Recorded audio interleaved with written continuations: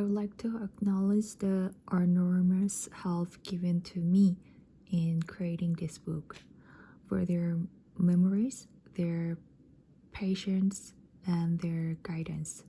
I wish to thank Charlotte, Rob, and Jonathan Schwartz, Murray Stein, Charlie Deborah, Gordy Feldman, David Schwartz, Robbie L.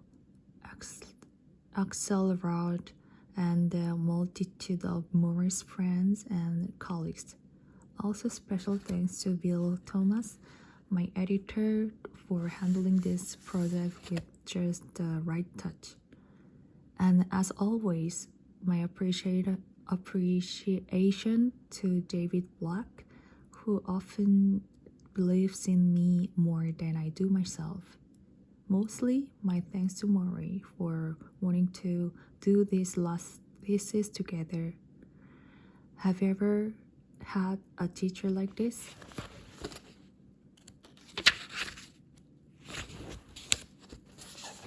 The last class of my old professor's life took place once a week in his house, by a window in the study where he could watch a small hibiscus plant shed its pink leaves. The class met on Tuesdays. It began after breakfast. The subject was the meaning of life. It was taught from experience. No grades were given, but there were oral exams each week. You were expected to respond to questions, and you were expected to pose questions of your own.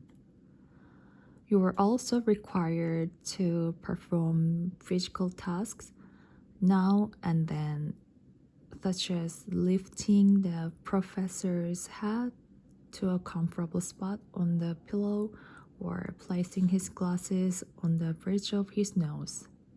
Kissing him goodbye earned you extra credit.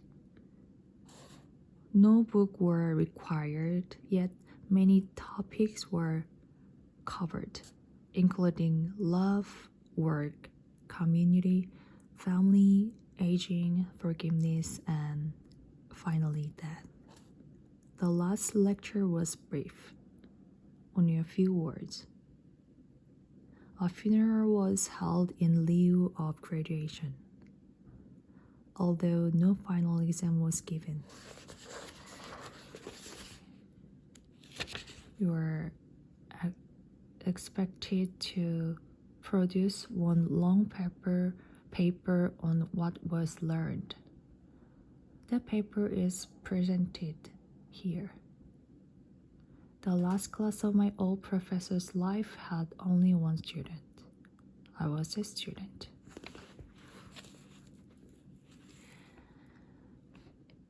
It is the late spring of 1979, a hot, sticky Saturday afternoon. Hundreds of us sit together side by side in rows of wooden folding chairs on the main campus lawn. We wear blue nylon robes. We listen impatiently to long speeches. When the ceremony is over, we throw our caps in the air and we were officially graduated from college. The senior class of Brandeis University in the city of Waltham, Massachusetts. For many of us, the curtain has just come down on childhood. Afterwards, I find Morris Schwartz my favorite professor and introduce him to my parents. He is a small man who takes small steps as if a strong wind could at any time whisk him up into the clouds. In his graduation day robe, he looks like a cross between a biblical prophet and a Christmas elf. He has sparkling blue-green eyes, thinning silver hair that spills onto his forehead, big ears, a triangular nose, and tuft of graying eyebrows. Although his teeth are crooked and his lower ones are slanted back, as if someone had once punched them in. When he smiles, it's as if you just told him the first joke on earth. He tells my parents how I took every class he taught.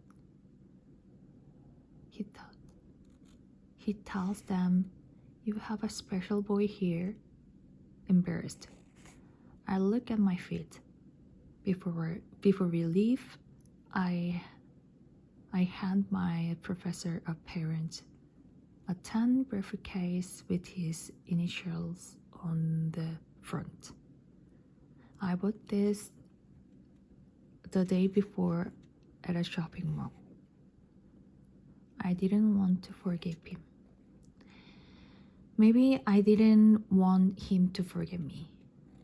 "Mitch, you are one of the good ones," he says, admiring the briefcase.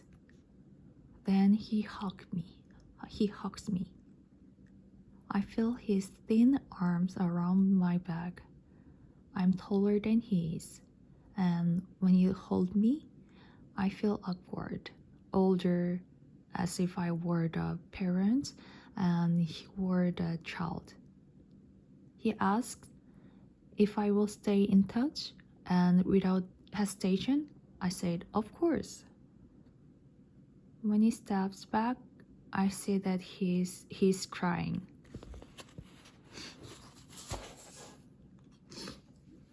The syllables.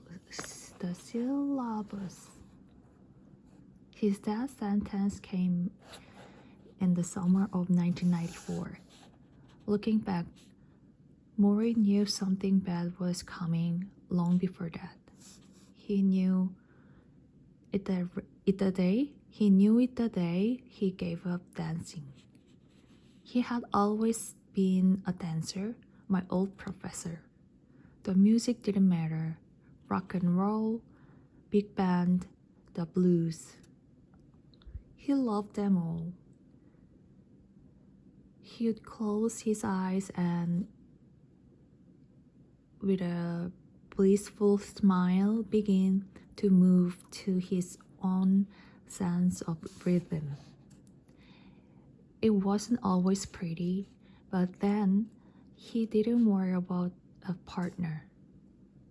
Morrie danced with himself. He used to go to this church in Harvard Square every Wednesday night for something called Dance Free. They had flashing lights and booming speakers, and Morrie would wander in among the mostly student crowd, wearing a white t-shirt and black sweatpants and a towel around his neck, and whatever music was playing, that's the music to which he danced. He'd do the Lindy to Jimi Hendrix. He twisted and twirled,